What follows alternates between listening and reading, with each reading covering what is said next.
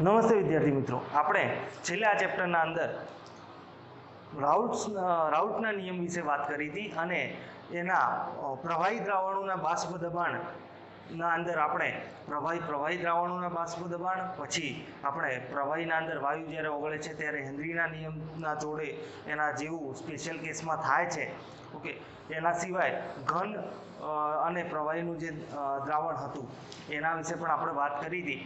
હવે આપણે આજે જે વાત કરવાના છીએ એ આદર્શ અને બિન આદર્શ દ્રાવણો વિશે વાત કરવાના છીએ. આદર્શ અને બિન આદર્શ દ્રાવણો. ઓકે, તો હવે આદર્શ અને બિન આદર્શ દ્રાવણો એ કોને કહેવાય છે એના વિશે વાત કરવાના છીએ. આ સેમ જેવું જ છે કે આદર્શ વાયુ અને જે તમારું 11થમાં આવતું હતું કે આદર્શ વાયુ જે આપણે કહેતા હતા અને બિન આદર્શ વાયુ. ઓકે, આદર્શ વાયુ આપણે કોને કહેતા હતા કે જેના અંદર આપણે એવું ધારતા હતા કે એના અંદર કોઈ પણ જાતની આંતરાણવીય આકર્ષણ બળ નથી હોતા, એને આપણે શું કહેતા હતા? આદર્શ વાયુ કહેતા હતા. અને આદર્શ વાયુ કેવા હોતા હતા કે એ જે બધા વાયુને રિલેટેડ જે બી નિયમો છે એને ફોલો કરે, એ બધા કેવા થાય? આદર્શ વાયુઓ. જેમ કે પીવી = NRT ને ફોલો કરે, પીવી = NRT ને સંપૂર્ણ રીતે ફોલો કરે તો એ કેવું કહેતા હતા? આદર્શ વાયુ કહેતા હતા. તો હવે અહીંયા આદર્શ દ્રાવણ કોને કહેવાશે? આદર્શ દ્રાવણ કોને કહેવાય? આદર્શ દ્રાવણો કોને કહેવાય કે પહેલું જ આપણે રાઉલ્ટના નિયમને ફોલો કરે ને રાઉલ્ટના નિયમનું પાલન કરે. ઓકે, પહેલું જ આ નિયમ છે. ઓકે, રાઉલ્ટના નિયમને પાલન કરે. રાઉલ્ટના નિયમને પાલન કરે પણ કઈ રીતે પાલન કરે?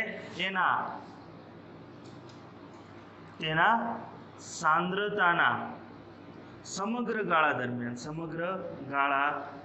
દરમિયાન એટલે એની સાંદ્રતાના સમગ્ર ગાળા દરમિયાન રાઉલ્ટના નિયમનું પાલન કરવું જોઈએ. હવે આ શું કહેવા માંગે છે કે કોઈ દ્રાવણ તમે અહીંયા લીધું છે તો એ દ્રાવણના અંદર તમે 10 ગ્રામ દ્રાવ્ય ઓગાળો, 100 ગ્રામ દ્રાવ્ય ઓગાળો, 1000 ગ્રામ દ્રાવ્ય ઓગાળો, બરાબર, તો 0.1 ગ્રામ દ્રાવ્ય ઓગાળો, 0.01 ગ્રામ દ્રાવ્ય ઓગાળો, બરાબર, તો એ વખતે આ બધાની સાંદ્રતા શું આવશે? તમારી અલગ અલગ આવશે. એટલે તમારી સાંદ્રતા મોલારિટીમાં 0.001 મોલર મિનિમમ તમે લેતા હો ને મેક્સિમમ 100 મોલર લેતા હો તો આ આખી કોન્સન્ટ્રેશન રેન્જ દરમિયાન, એટલે કે ઓછામાં ઓછું કોન્સન્ટ્રેશન એટલે કે ઓછામાં ઓછી સાંદ્રતાથી લઈ અને વધુમાં વધુ સાંદ્રતા સુધી તમને જેટલી આખી એન્ટાયર રેન્જ મળે છે એના અંદર બધાના અંદર રાઉલ્ટના નિયમનું પાલન થવું જોઈએ. હવે રાઉલ્ટના નિયમનું પાલન થવું જોઈએ એટલે કે પી ટોટલ તમારું એ P01 × x1 + P02 × x2 જેટલું આવવું જોઈએ. સાથે સાથે આપણે જો P1 અને P2 માટે વાત કરીએ તો એ P01 × x1 અને P02 × x2 ઇન્ડિવિજ્યુઅલી પણ આવવું જોઈએ. ઓકે, પણ મેઇન તમારું શું છે કે આ છે કે P total = P01 × x1 plus P02 × x2. તો આના જેટલું જો તમારું ઓબ્ઝર્વડ પ્રેશર આવે એટલે કે તમારું માપન કરેલું, પ્રેક્ટિકલી માપન કરેલું જે પ્રેશર છે અને આ કેલ્ક્યુલેશન કરેલું જે પ્રેશર છે બંને જો સેમ આવે તો એ દ્રાવણને આપણે શું કહીએ? આદર્શ દ્રાવણ કહીએ. એવું શેના માટે થવું જોઈએ? એની એન્ટાયર રેન્જ ઓફ કોન્સન્ટ્રેશન એટલે એની સાંદ્રતાની દરેકે દરેક સાંદ્રતાએ એ રાઉલ્ટના નિયમનું પાલન કરવું જોઈએ. ઓકે, હવે તો ટોટલ આના અંદર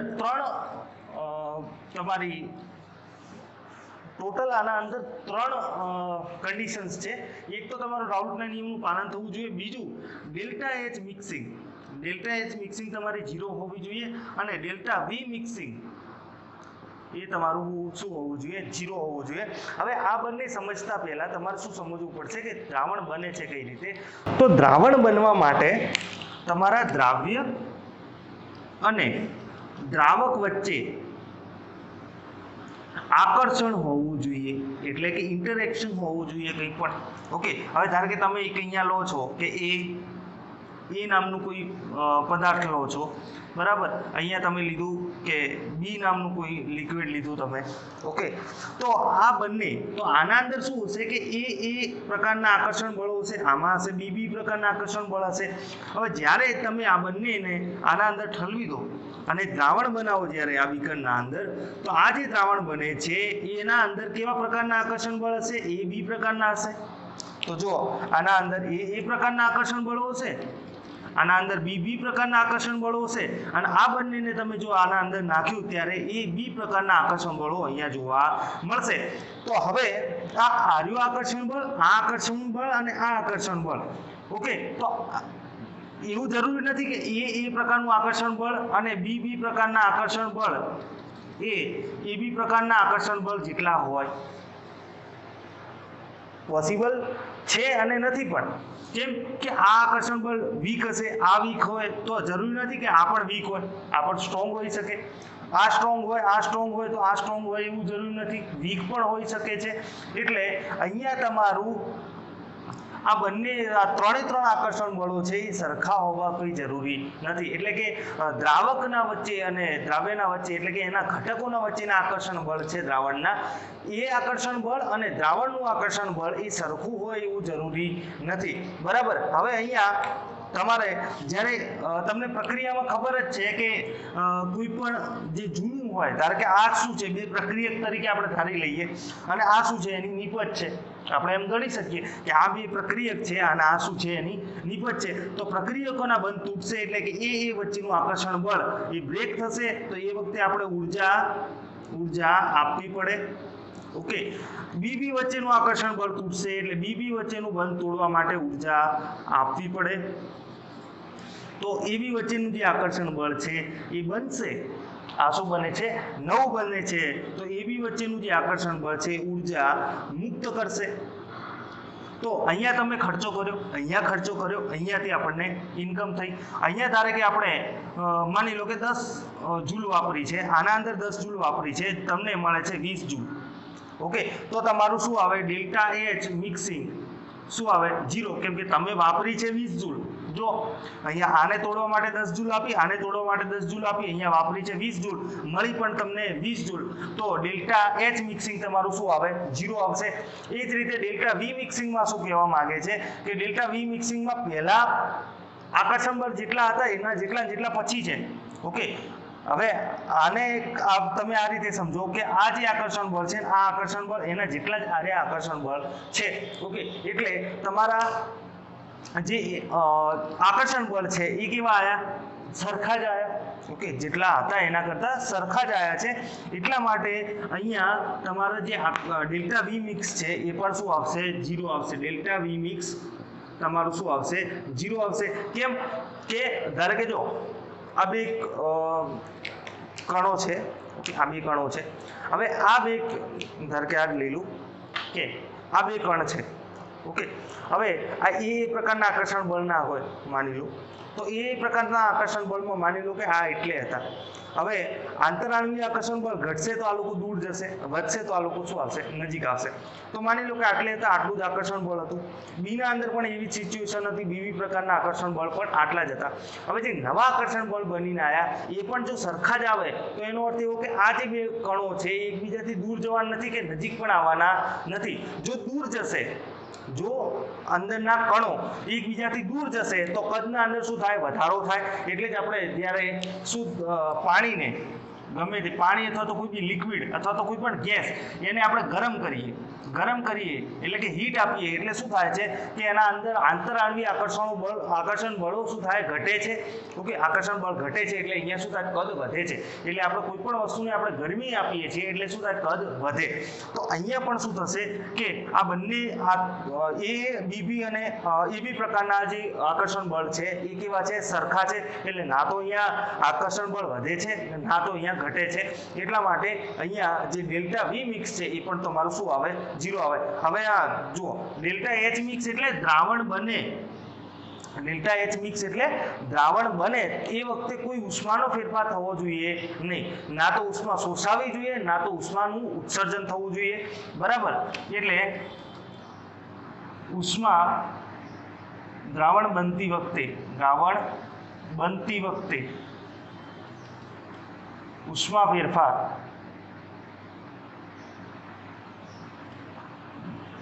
શૂન્ય હોય ઓકે। અને આ ડેલ્ટા વી મિક્સ શું કહેવા માંગે છે કે તમે આ ધારો કે આ 50 ml દ્રાવણ લીધું, આ 50 ml દ્રાવણ લીધું તે આ જે દ્રાવણ બન્યું એ કેવું હોવું જોઈએ? 100 ml હોવું જોઈએ, બરાબર। એટલે દ્રાવ્યનું કદ વત્તા એટલે અથવા તો ઘટક A નું કદ વત્તા ઘટક B નું કદ, બરાબર, ઘટક B નું કદ બરાબર ટોટલ કદ આટલું હોવું જોઈએ, ટોટલ કદ જેટલું હોવું જોઈએ। તો આદર્શ દ્રાવણો માટે શું છે? અને રાઉલ્ટના નિયમનું પાલન કરે, ડેલ્ટા H મિક્સ 0 હોવી જોઈએ, ડેલ્ટા V મિક્સ 0 હોવી જોઈએ। ત્રીજું જે છે એ આપણે ચર્ચા કરી જ લીધી છે ઓલરેડી કે એ પ્રકારના આંતરાણવીય આકર્ષણ બળ, બીબી પ્રકારના આંતરાણવીય આકર્ષણ બળ ઇઝ ઇક્વલ ટુ એબી પ્રકારના આંતરાણવીય આકર્ષણ બળ। એટલે દ્રાવ્ય વચ્ચેનું એટલે કે ઘટકો વચ્ચેનું આપસનું આંતરાણવીય આકર્ષણ બળ અને દ્રાવણના અંદર ઘટકોનું એકબીજા વચ્ચેનું આંતરાણવીય આકર્ષણ બળ કેવું હોવું જોઈએ? સરખું હોવું જોઈએ। તો આ ટોટલ 4 કન્ડિશન ફોલો થાય તો એને આપણે આદર્શ દ્રાવણ કહી શકીએ। પહેલું શું છે? દરેકે દરેક એન્ટાયર રેન્જ ઓફ કોન્સન્ટ્રેશનના દરમિયાન એને રાઉલ્ટના નિયમનું પાલન કરવું પડશે। બીજું શું છે? અહીંયા ડેલ્ટા H મિક્સ તમારી 0 હોવી જોઈએ। ત્રીજું છે ડેલ્ટા V મિક્સ તમારી 0 હોવી જોઈએ, એટલે એન્થાલ્પીના અંદર કોઈ ફેરફાર થવો જોઈએ નહીં, કદના અંદર કોઈ ફેરફાર થવો જોઈએ નહીં।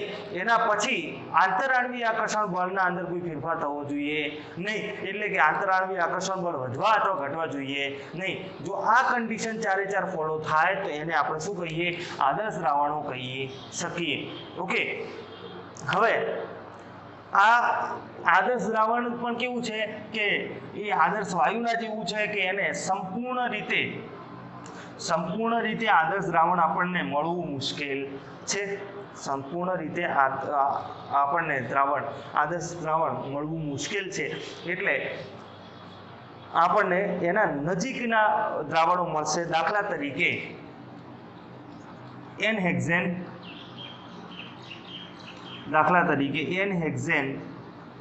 n-હેપ્ટેન, ઓકે, n-હેક્ઝેન પ્લસ n-હેપ્ટેન, પછી આપણું ક્લોરોબેન્ઝીન અને બ્રોમોબેન્ઝીન, ઓકે, મિથેનોલ, ઇથેનોલ,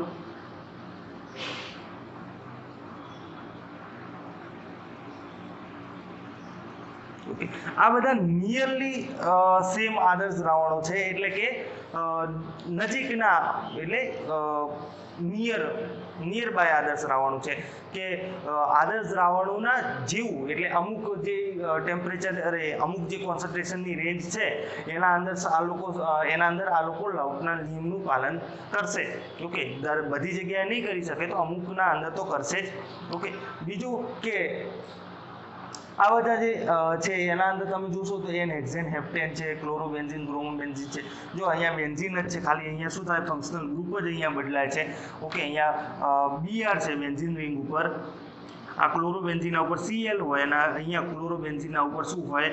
Br હોય છે, ઓકે। તો ખાલી આટલો જ ફરક છે। અહીંયા મિથેનોલ એટલે CH3OH અને CH3CH2OH, આના કદના અંદર કોઈ ખાસ એટલો બધો ફરક હોતો નથી, બરાબર। n-હેક્ઝેન, n-હેપ્ટેન એટલે 6 કાર્બન અને 7 કાર્બન, ઓકે। તો આ જે છે તો આ જે દ્રાવણો છે, ઓકે, એ આદર્શ દ્રાવણ તરીકે વર્તી શકે, એટલે કે એની જે વૃત્તિ હોય એ આદર્શ દ્રાવણના નજીકની હોય છે, ઓકે। તો આદર્શ દ્રાવણ કોને કહેવાશે? જે રાઉલ્ટના નિયમનું પાલન કરશે। ડેલ્ટા H મિક્સ તમારી 0 હોવી જોઈએ, ડેલ્ટા V મિક્સ તમારી 0 હોવી જોઈએ, અને જે દ્રાવ્યના જે આંતરાણવીય આકર્ષણ બળ છે અને દ્રાવકના જે આંતરાણવીય આકર્ષણ બળ છે અને એટલા તમારા દ્રાવણના આંતરાણવીય આકર્ષણ બળ હોવા જોઈએ। ચોપડીના અંદર જે પ્રમાણે લખ્યું છે એના અંદર શું લખ્યું છે કે શુદ્ધ ઘટકોમાં આંતરાણવીય આકર્ષણ ની પારસ્પરિક ક્રિયા A અને B પ્રકારની હશે, જ્યારે દ્વિઅંગી દ્રાવણના અંદર આ બંને આકર્ષણ બળો AB પ્રકારની પારસ્પરિક ક્રિયા હાજર હશે। જો A અને BB પ્રકારની આંતરાણવીય આકર્ષણ બળો એ બી પ્રકારના હશે તો આ આદર્શ દ્રાવણ પરિણમશે. અહીંયા એન હેક્ઝેન હેપ્ટેનનું બ્રોમો ઇથેન ક્લોરો ઇથેનનું એક્ઝામ્પલ આપ્યું છે, બેન્ઝીન ટોલ્યુઇનનું આપ્યું છે. ઓકે, તો બ્રોમો ઇથેન ક્લોરો ઇથેન પણ છે અહીંયા, એટલે CH3CH2 Br અને CH3CH2 Cl ક્લોરોઇથેન અને બ્રોમોઇથેન. એના સિવાય બેન્ઝીન ટોલ્યુઇન એટલે બેન્ઝીન રિંગ એટલે આ બેન્ઝીન અને ટોલ્યુઇન એટલે ખાલી એના ઉપર CH3 જ આવે. તો આ જે બધા છે એ આદર્શ દ્રાવણના ઉદાહરણો છે. ઓકે, આદર્શ દ્રાવણ એક્ઝેક્ટલી ના કહી શકીએ, પણ એ આની જે વૃત્તિ છે એ આદર્શ દ્રાવણથી નજીકના છે. ચોપડીના અંદર પણ ચોખ્ખું એવું સ્ટેટ કરેલું જ છે કે કેટલાક દ્રાવણોની વર્તણૂક લગભગ આદર્શ હોય છે, અને એના અંદર ઉદાહરણ આપ્યું છે કે n hexane, n heptane, bromo chloroethane, benzene toluene વગેરે દ્રાવણો આ વિભાગમાં સમાવિષ્ટ થાય છે, એટલે લગભગ આદર્શ દ્રાવણ જેટલી હોય છે. ઓકે, તો આદર્શ દ્રાવણો વિશે આપણને ખબર પડી ગઈ. હવે આપણે આગળ ચર્ચા કરીએ બિન આદર્શ દ્રાવણ વિશે. બિન આદર્શ દ્રાવણ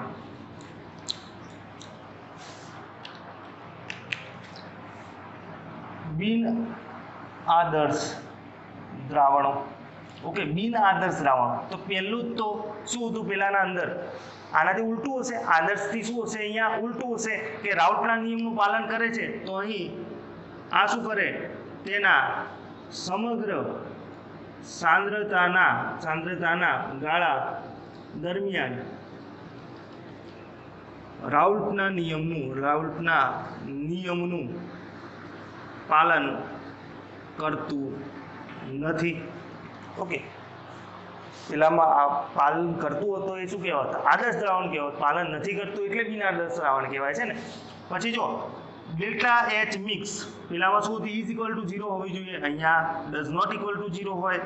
પેલામાં delta V mix is equal to 0 હતી આદર્શમાં, અહીંયા ડઝ નોટ ઇક્વલ ટુ 0 હોય. અને એ પ્રકારના આંતરાણવીય આકર્ષણ બળ, BB પ્રકારના આંતરાણવીય આકર્ષણ બળ does not equal to AB પ્રકારના આંતરાણવીય આકર્ષણ બળ. ઓકે, એટલે અહીંયા તમારા દ્રાવક વચ્ચેના દ્રાવ્ય વચ્ચેના જે આકર્ષણ બળો છે એ એના કરતા એના જેટલા દ્રાવણના આકર્ષણ બળ હોતા નથી. તો અહીંયા બે પોસિબિલિટીઝ છે. હવે જો રાઉટના નિયમનું સમગ્ર ગાળા દરમિયાન પાલન કરતું નથી, એટલે તમારું P ટોટલ છે માપેલું એ does not equal to P01 into x1 વત્તા P02 ઇન્ટુ x2.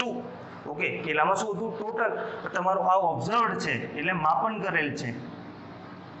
ઓકે, આ એના જેટલું આવતું નથી, બરાબર. જો એના જેટલું ના આવતું હોય તો અહીંયા બે વસ્તુ પોસિબલ થાય, કાં તો વધારે આવતું હોય કાં તો ઓછું આવતું હોય, બરાબર.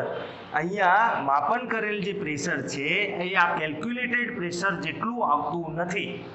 આદર્શ દ્રાવણના અંદર શું હતું, માપન કરેલું પ્રેશર અને કેલ્ક્યુલેશન કરેલું પ્રેશર બે કેવા આવતા હતા, સેમ આવતા હતા. અહીંયા સેમ નહીં આવતું, અહીંયા સેમ આવતું નથી. તો આ સેમ નથી આવતું તો અહીંયા બે પોસિબિલિટીઝ ઊભી થાય, કાં તો વધારે આવે કાં તો ઓછું આવે. જો વધારે આવતું હોય તો એને શું કહેવાય, પોઝિટિવ ડેવિએશન કહેવાય, એટલે ધન વિચલન કહેવાય, ધન વિચલન. ઓકે, કેમ કે એનું જે પ્રેશર છે એ માપન કરેલા એટલે અનુમાન લગાડેલા પ્રેશરથી, અનુમાનિત પ્રેશરથી વધારે આવે છે, અને ઓછું હોય તો એને શું કહેવાય, ઋણ વિચલન કહેવાય. ઓકે, તો હવે આપણે એની ડીપમાં ચર્ચા કરીએ કે ધન વિચલન કયા કેસમાં આવશે અને ઋણ વિચલન કયા કેસમાં આવશે, એના વિશે આપણે ચર્ચા કરીએ. તો ધન વિચલન વિશે પહેલા આપણે વાત કરીએ.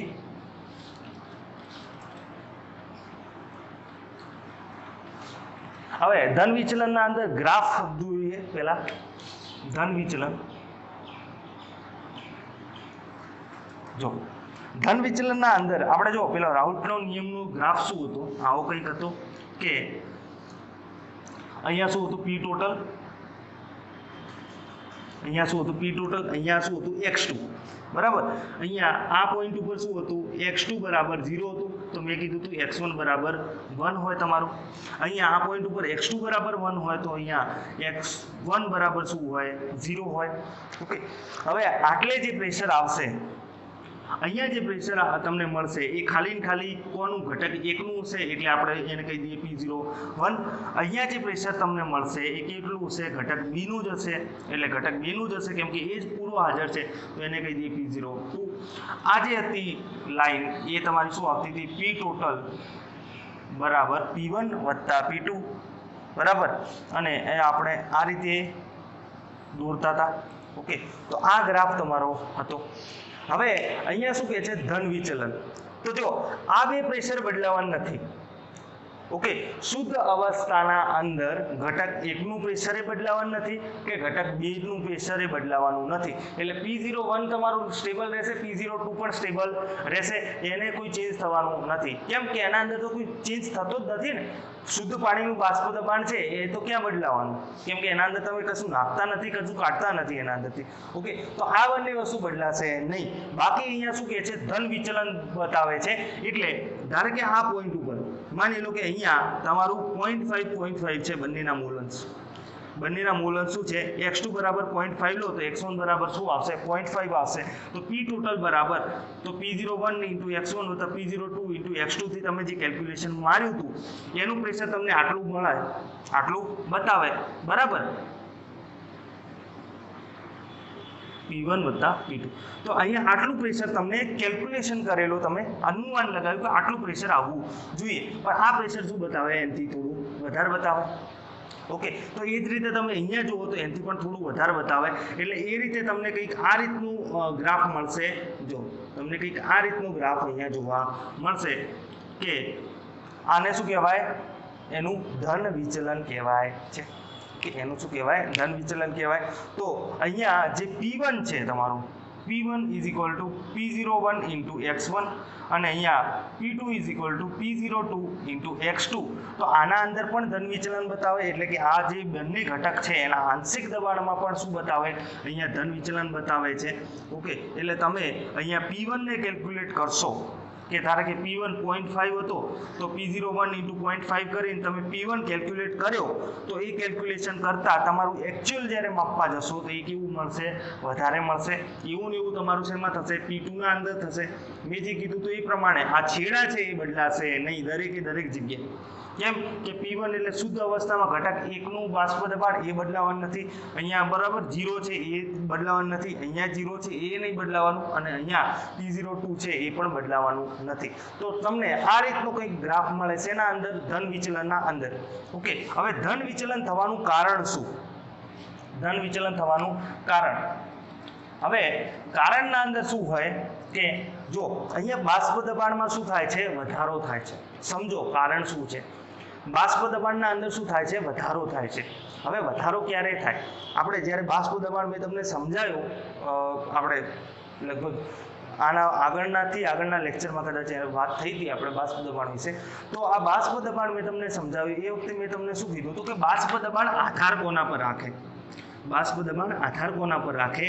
એ કોના પર આધાર રાખે? આંતર આણવીય આકર્ષણ બળ. આંતર આણવીય આકર્ષણ બળ.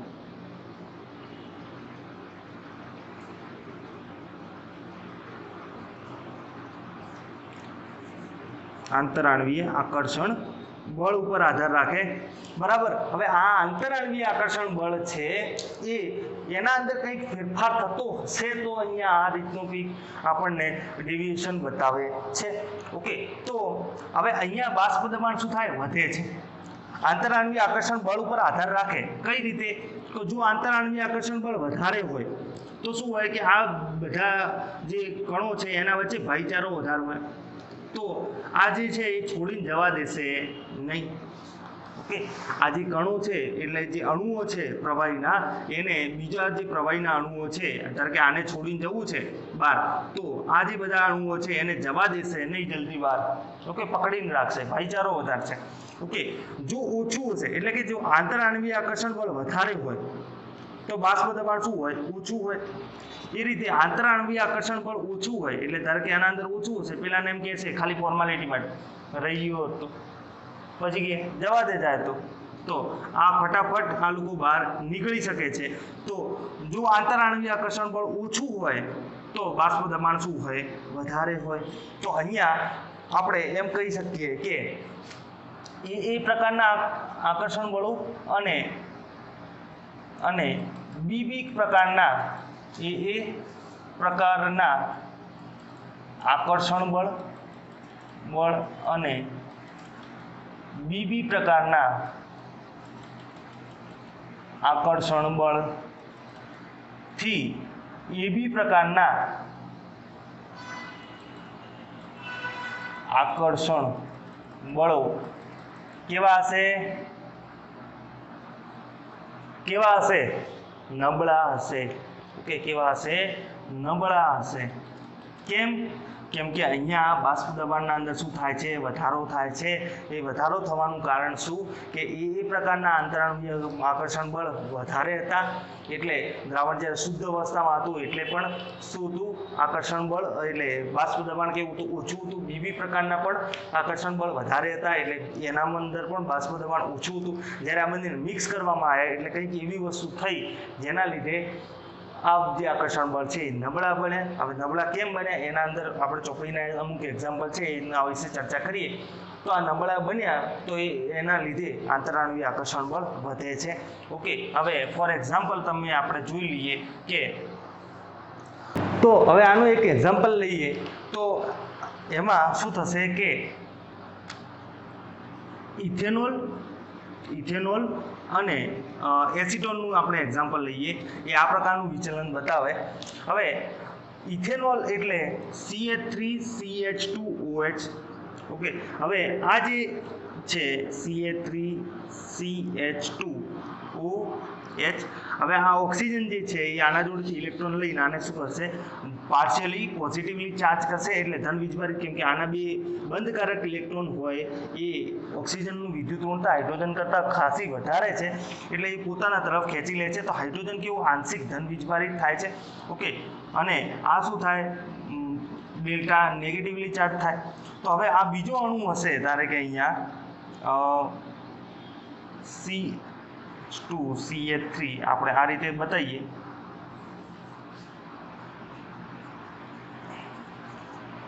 અહીંયા આમ તો આ ડેલ્ટા પોઝિટિવલી ચાર્જ હશે ઇલેક્ટ્રોન, અહીંયા શું હશે? ડેલ્ટા નેગેટિવલી ચાર્જ હશે.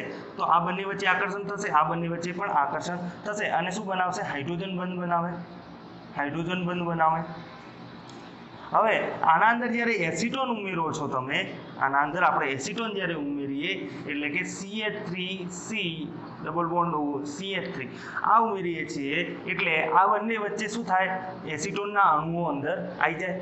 ઓકે, એટલે શું થાય કે ઇથેનોલના અણુઓ વચ્ચે એસિટોનના અણુઓ આવી જશે અને હાઇડ્રોજન બંધને શું કરશે?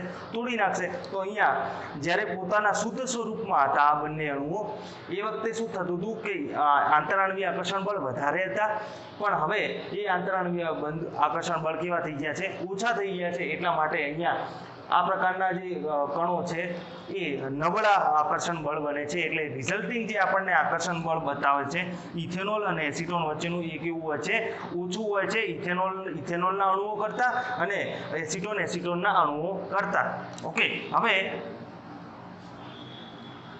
એસિટોનનું તો આમે ઓછું જ હોય છે, પણ એ શું કરે છે? ઇથેનોલનું પણ ઓછું કરી નાખે છે. હવે તો પહેલું એક્ઝામ્પલ છે ઇથેનોલ પ્લસ એસિટોન. બીજું છે CH2 એટલે કે કાર્બન ડાયસલ્ફાઇડના અંદર એસિટોન. એટલે CH2 અને એસિટોન, કાર્બન ડાયસલ્ફાઇડના અંદર એસિટોન. તો આ બે એક્ઝામ્પલ છે જે ધન વિચલન દર્શાવે છે.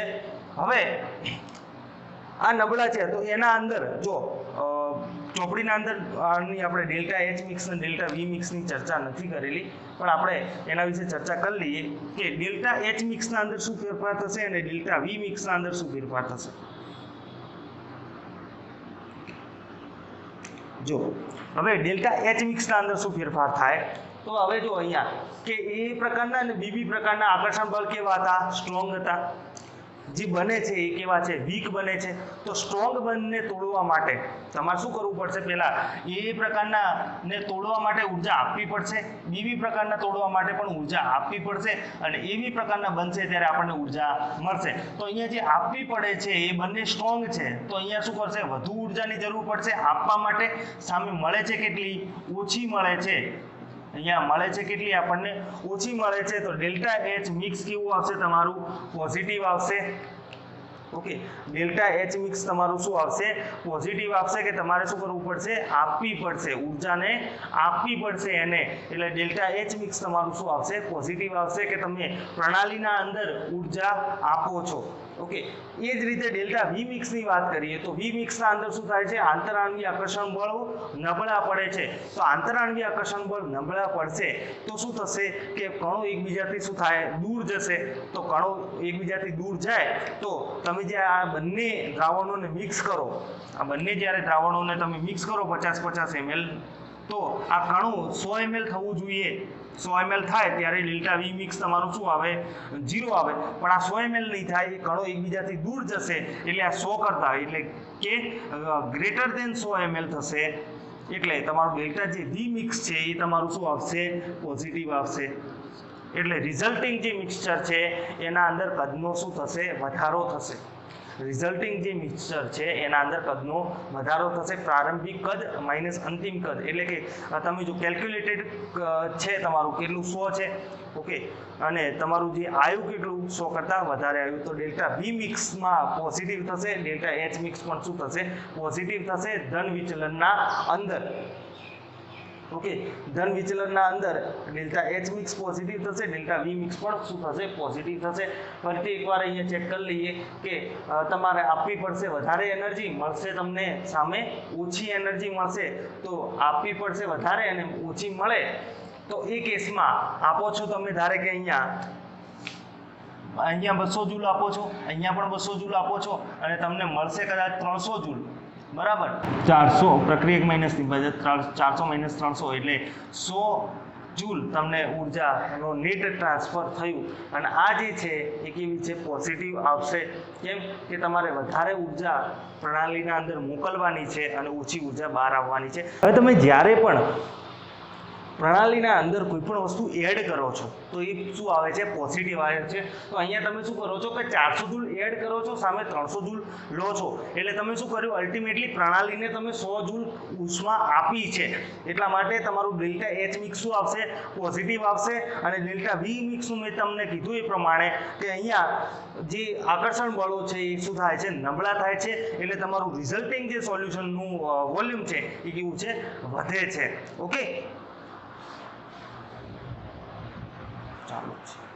તો રિઝલ્ટિંગ જે સોલ્યુશન છે એ શું છે? વધે છે. ઓકે, એટલે ડેલ્ટા વી મિક્સ પણ શું આવશે? 0 આવશે. ધન વિચલન માટે આ બે ઉદાહરણો છે, આ ગ્રાફ છે. ઓકે, કારણ શું થાય? તો આ કારણ છે ડેલ્ટા એચ મિક્સ અને વી મિક્સ તમારું શું આવશે? પોઝિટિવ આવશે. ઓકે, હવે આપણે ઋણ વિચલનની વાત કરી લઈએ. ઋણ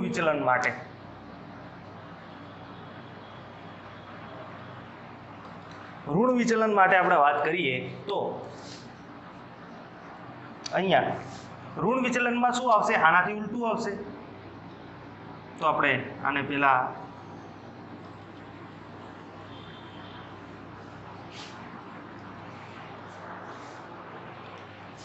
આ જે ગ્રાફ હતો તમારો,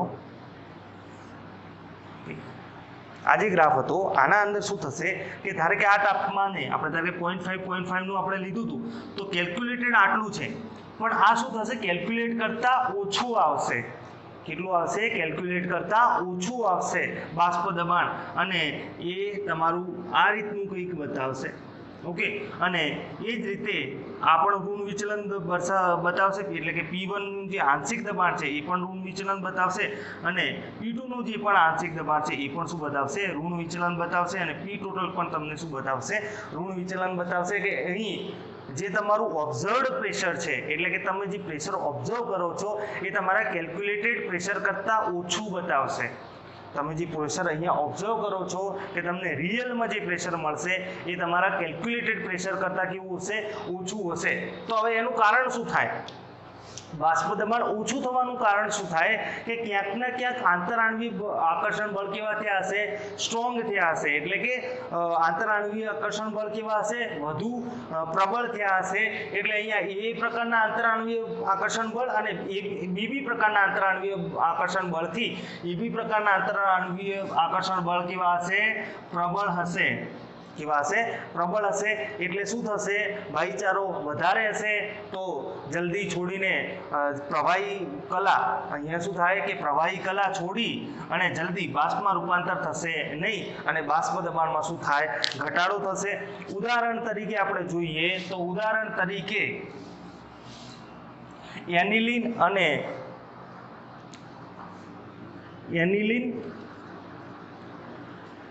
plus phenol, aniline plus phenol. હવે જો ફિનોલના જે મોલિક્યુલ છે એટલે અહીંયા OH, ઓકે, અને અહીંયા આપણને શું બતાવશે? એનિલિન એટલે NH2, ઓકે.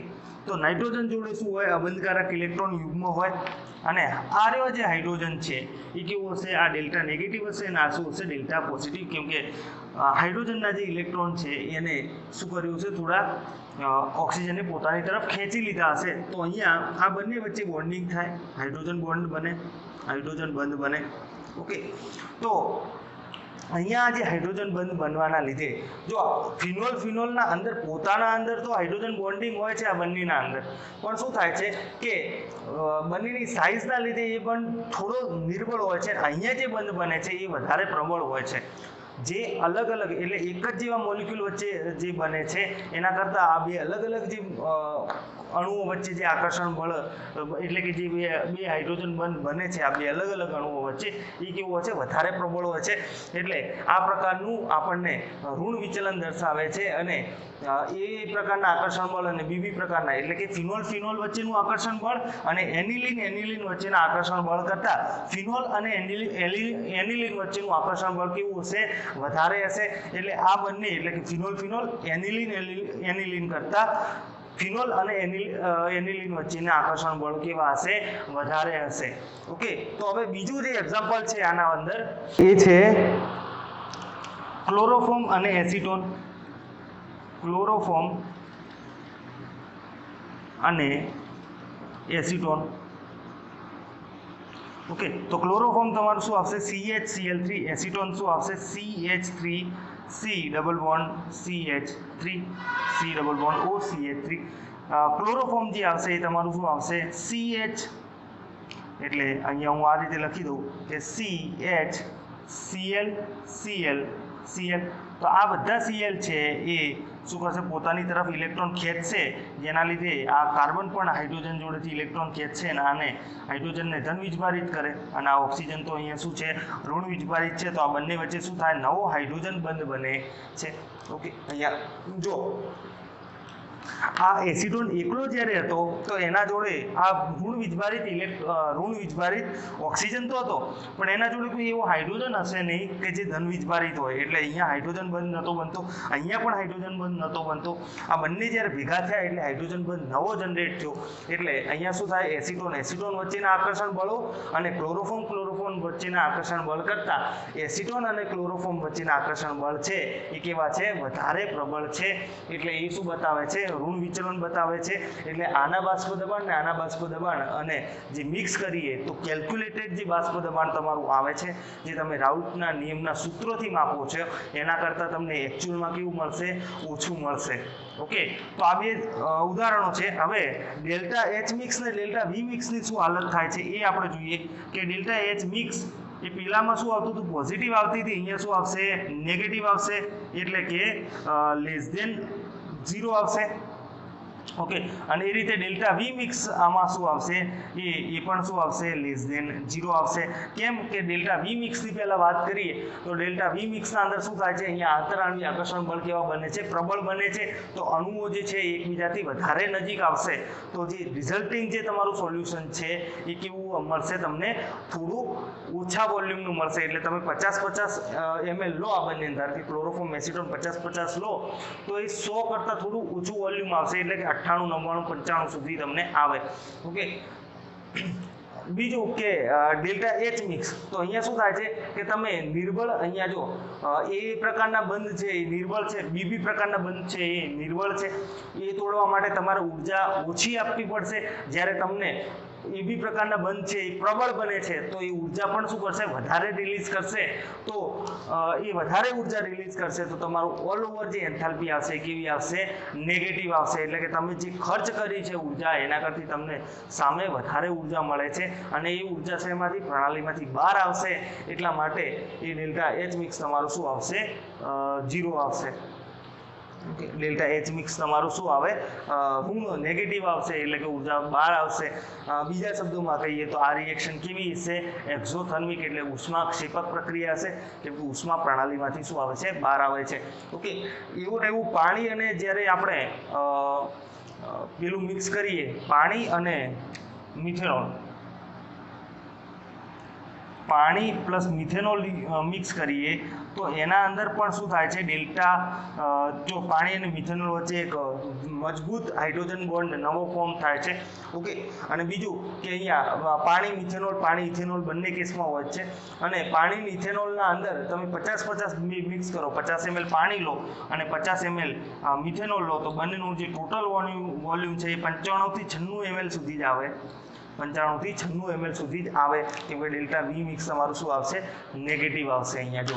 અને ડેલ્ટા એચ મિક્સ આ બંને તમે મિક્સ કરો તો એ થોડી ગરમ પણ થાય છે.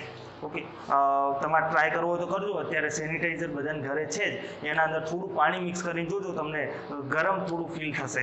અથવા તો સેનિટાઈઝરથી હાથ સાફ કરી અને એના પછી પાણી નીચે લાવજો તો થોડુંક સ્લાઇડ તમને એક ગરમ જોવા મળશે, કેમ કે ડેલ્ટા એચ મિક્સ ત્યાં પણ કેવી છે, નેગેટિવ છે. એટલે ઉષ્મા શું આવશે, બહાર આવશે. ઓકે, હવે આના અંદર એક જ હવે ટોપિક બાકી છે, એઝિયોટ્રોપ કોને કહેવાય.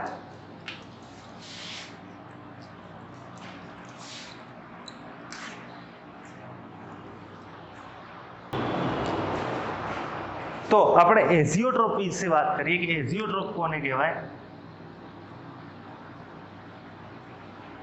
હવે એઝિયોટ્રોપ કોને કહેવાશે કે એવા દ્રાવણો, એઝિયોટ્રોપ એટલે એવા દ્રાવણો કે જેના અંદર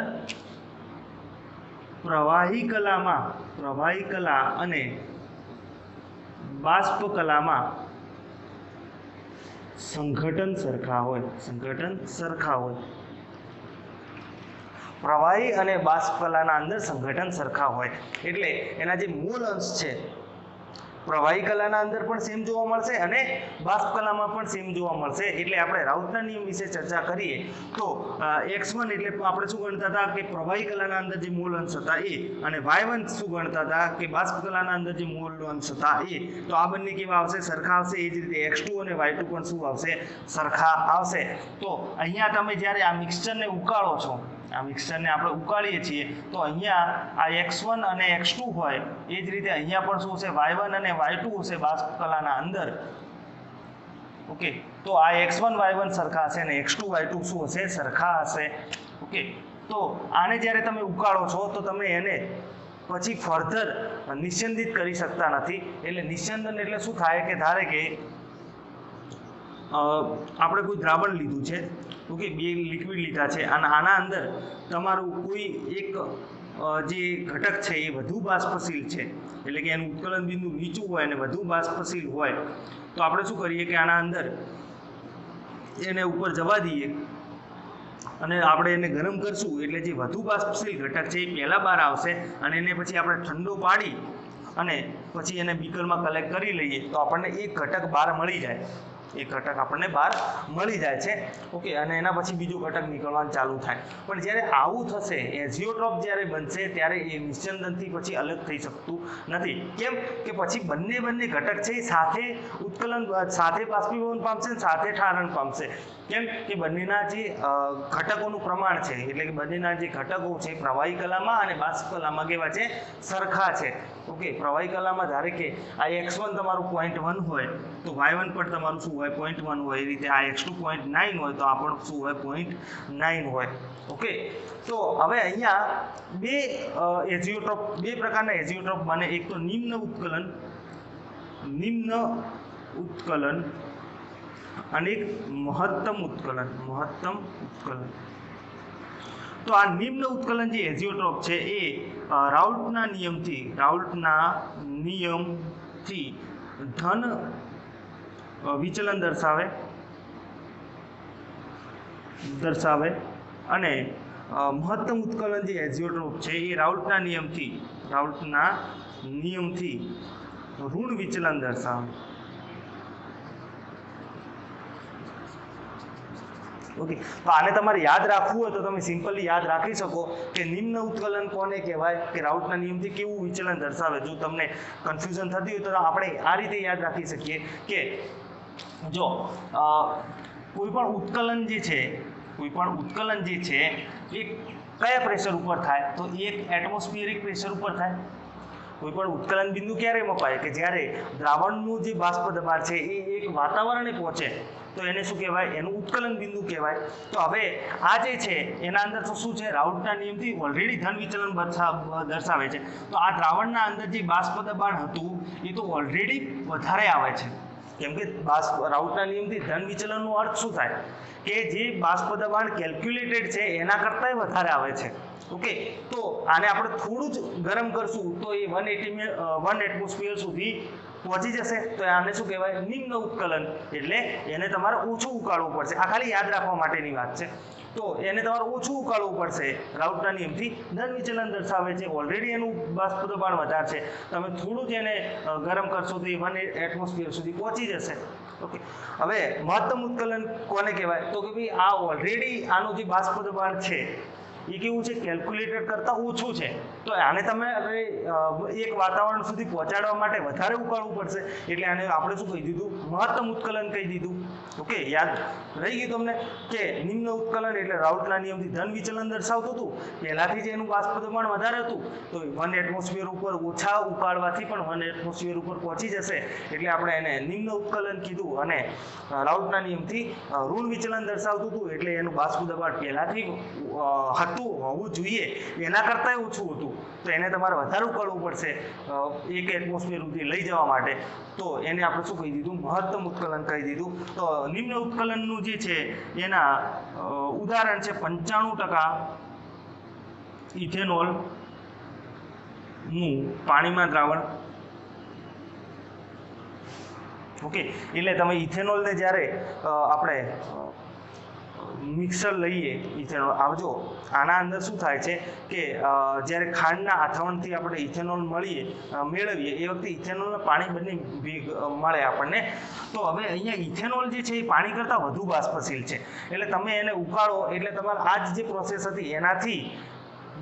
પ્રોસેસ હતી નિસ્યંદનની એનાથી તમને બહાર ઇથેનોલ શુદ્ધ અવસ્થામાં મળે, પણ એ કેટલું મળશે, 95% જ મળશે. એનાથી વધારે પ્યોર મળશે નહીં. કેટલું મળશે, 95% મળશે. કેમ કે એનાથી વધારે પ્યોર નહીં મળે. કેમ કે 95% ઇથેનોલ જ્યારે બાષ્પમાં રૂપાંતરિત થાય તો એની જગ્યાએ બાકીની 5% શું થાય, પાણીની વરાળ પણ રૂપાંતરિત થાય છે. કેમ કે દરેક તાપમાને પાણીનું બાષ્પીભવન તો ચાલુ રહે, ભલે એનું પ્રમાણ ઓછું હોય. એટલે અહીંયા પ્રમાણ 5% જ છે પણ ઉત્કલન તો ચાલુ જ છે. તો અહીંયા ઠંડુ પડશે તો એ ભેગું પાણી એ પડશે. તો મેક્સિમમ તમને અહીંયા આજે ઇથેનોલ મળશે એ 95% પ્યોરિટી વાળો મળશે. ઓકે, એટલે અહીંયા 95% ઇથેનોલનું દ્રાવણ છે. અને આના અંદર જે છે ઇથેનોલનું પાણીના અંદર દ્રાવણ જે નિમ્ન ઉત્કલન એઝિયોટ્રોપ આપણે કહીએ. અને આ જે છે એ તમારું શું થાય છે, મહત્તમ ઉત્કલન એઝિયોટ્રોપના અંદર 68% HNO3 એટલે જે આપણું HNO3નું જે દ્રાવણ છે પાણીના અંદર એ તમારું મેક્સિમમ સાંદ્રતા કેટલી હશે, 68% હશે. ઓકે, જેનું ઉત્કલન બિંદુ છે એ 393.5 કેલ્વિન આપણને આપેલું છે. તો આ જે છે એ મહત્તમ ઉત્કલન એઝિયોટ્રોપ છે 68% HNO3નું અને 95% ઇથેનોલ છે એ પાણીનું દ્રાવણ એ નિમ્ન ઉત્કલન એઝિયોટ્રોપ છે. અહીંયા 68% HNO3 અને 32% પાણી મળશે. ઓકે, 32% પાણી મળશે. અને આ જ મિક્સચર એટલે આ જ 68 અને 32નો રેશિયો તમને દ્રાવણમાં 68 ને 32 જોવા મળશે. 68 ને 32 અને જે બાષ્પ તમે લો છો એના અંદર પણ 68 ને 32 જોવા મળશે. એટલે તમે આની બાષ્પને ઠંડી કરીને અલગ કરો તો પણ એના અંદર પણ તમને શું મળે, 68 ને 32. એટલે તમને જ્યારે બાષ્પને ઠંડી કરીને પણ તમે જો એને નિસ્યંદનનો બી ટ્રાય કરો તો પણ તમને મળશે નહીં. ઓકે, તો આટલી વસ્તુ હતી આદર્શ અને બિન આદર્શ દ્રાવણના અંદર. હવે આના અંદર ખબર પડી ગઈ છે તમને. ચોપડી પ્રમાણે તમે થિયરી લખી અને મને મોકલી શકો. મોકલવાની છે તમારે ચોપડીના અંદર જે પ્રકારની થિયરી આપી છે એ પ્રકારે ચોપડીના શબ્દો વાપરીને તમારે મને મોકલવાની છે લખી. અને નેક્સ્ટ લેક્ચરથી આપણે પ્રવાહીના સંખ્યાત્મક ગુણધર્મો વિશે આપણે ચર્ચા કરવાની છે. ઓકે, આના અંદર જો કંઈ ખ્યાલ ના આવ્યો હોય તો તમે મને મેસેજ કરીને પૂછી શકો છો.